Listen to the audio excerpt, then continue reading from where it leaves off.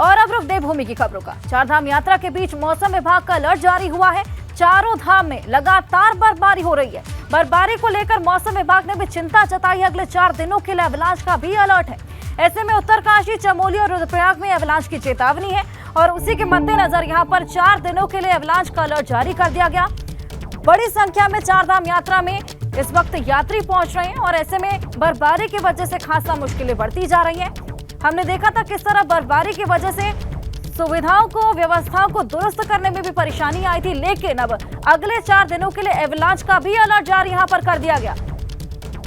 तो बर्फबारी को लेकर मौसम विभाग ने चिंता जताई है। 4 दिनों के लिए एवलांच का यहां पर अलर्ट जारी किया गया। उत्तरकाशी, चमोली और रुद्रप्रयाग में एवलांच की चेतावनी दी गई है। तो ऐसे में मौसम के मद्देनजर ही चारधाम यात्रा को प्लान करने की यहां पर चिंता भी जताई गई है।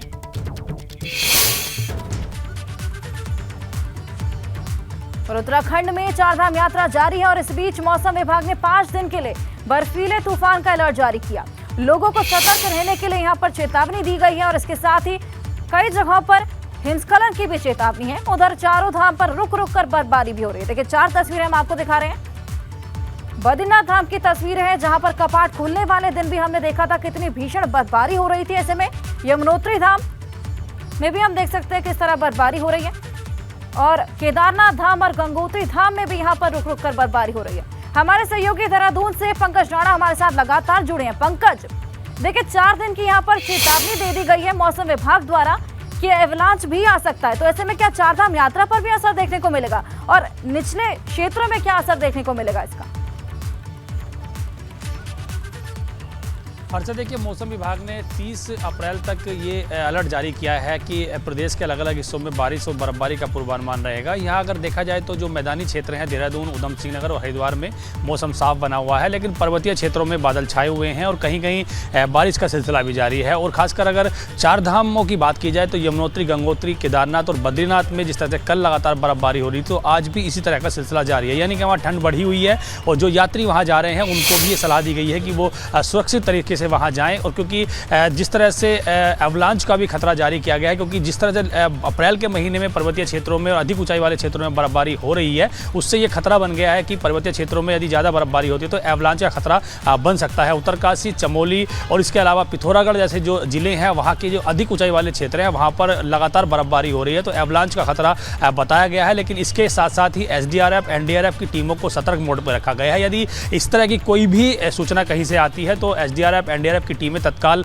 राहत और बचाव कार्यों में जुट जाएं। तो पूरी तरह से व्यवस्थाएं चाक-चौबंद की गई है। लेकिन सवाल ये है कि यदि इस तरह की स्थिति होती है तो चारधाम यात्रा में किस तरह का प्रभाव पड़ेगा। हालांकि मौसम विभाग के अलर्ट के बाद सरकार ने सभी जो तीर्थयात्री उत्तराखंड में आ रहे हैं उनसे अपील की है कि वो सुरक्षित तरीके से उत्तराखंड में आएँ और जहाँ जो भी पैदल मार्ग से जा रहे हैं, केदारनाथ के लिए जा रहे हैं, यमुनोत्री के लिए जा रहे हैं, तो वो पूरी तरह से हाई एटीट्यूड में जो सांस लेने की दिक्कत होती है या एवलांच के जो खतरे होते हैं उनसे सुरक्षित बचने के सारे उपाय अपने पास रखें, गर्म कपड़े रखें और तमाम चीज़ों को अपने साथ रखें। तो इस तरह से हर्षा कह सकते हैं कि मौसम विभाग के अलर्ट के बाद सरकार भी एक्टिव मोड पे है, क्योंकि ये उत्तराखंड के लिए बहुत ही महत्वपूर्ण वक्त है और यहाँ पर चारधाम यात्रा चल रही है। यात्रियों की सुरक्षा के लिए हर तरह से सरकार सतर्क है कि किसी भी तरह से कोई यात्री उत्तराखंड में आता है तो उसकी सुरक्षा से किसी भी तरह की कोई कोताही नहीं बरती जाएगी। तो कुल मिलाकर कह सकते हैं कि अभी 30 अप्रैल तक जिस तरह मौसम विभाग ने कहा है कि बारिश और बर्फबारी हो सकती है, हालांकि जो मैदानी क्षेत्र हैं वहाँ पर मौसम साफ बना हुआ है, वहाँ पर कोई खतरे वाली बात नहीं है। यदि यहाँ भी बारिश होती है तो फसलों को इससे नुकसान हो सकता है। लेकिन सबसे बड़ी बात यह है कि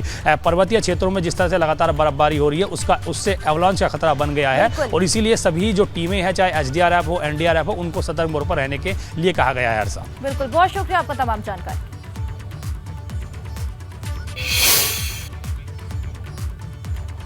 और आज PM मोदी देश भर में 91 FM ट्रांसमीटर का उद्घाटन करेंगे। उत्तराखंड के उत्तरकाशी में भी स्थापित होगा AIR स्टेशन। ऐसे में PM के वर्चुअली कार्यक्रम से CM धामी भी जुड़ने वाले हैं। उत्तरकाशी से सांसद माला राज्यलक्ष्मी और विधायक कार्यक्रम में जुड़ेंगे और ऐसे में मन की बात के 100वें कड़ी से पहले रेडियो सेवा का विस्तार किया जाएगा। तो बड़ी सौगात उत्तरकाशी को आज मिलने वाली है। उत्तरकाशी में AIR स्टेशन स्थापित होगा और PM मोदी वर्चुअली इस कार्यक्रम से जुड़ेंगे और साथ ही साथ CM धामी भी इस कार्यक्रम में शामिल होने वाले हैं। उत्तरकाशी से सांसद माला राज्यलक्ष्मी और विधायक भी कार्यक्रम से जुड़ने वाले हैं। आपको बता दें कि मन की बात के 100वें संस्करण से पहले यहां पर ये रेडियो सेवा का विस्तार किया जा रहा है। तो देश भर में 91 FM ट्रांसमीटर का उद्घाटन होगा और उसी कड़ी में उत्तराखंड के उत्तरकाशी में भी AIR स्टेशन यहाँ पर स्थापित होने वाला है। बड़ी सौगात यहाँ पर उत्तरकाशी को मिलने वाली है, रोजगार को बढ़ावा मिलेगा और PM के वर्चुअल कार्यक्रम से CM धामी भी जुड़ने वाले हैं। साथ ही साथ आपको बता दें कि उत्तरकाशी से सांसद माला राज्यलक्ष्मी इस कार्यक्रम में जुड़ेंगी, वहीं विधायक भी इस कार्यक्रम में जुड़ने वाले हैं।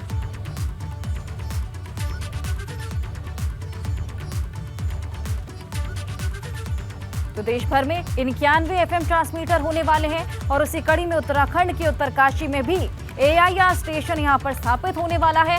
बड़ी सौगात उत्तरकाशी को यहां पर मिलने वाली है और मन की बात के 100वें संस्करण से पहले यहां पर इस रेडियो सेवा का विस्तार किया जा रहा है। खुद PM मोदी वर्चुअली इस कार्यक्रम से जुड़ेंगे और CM धामी भी जुड़ने वाले।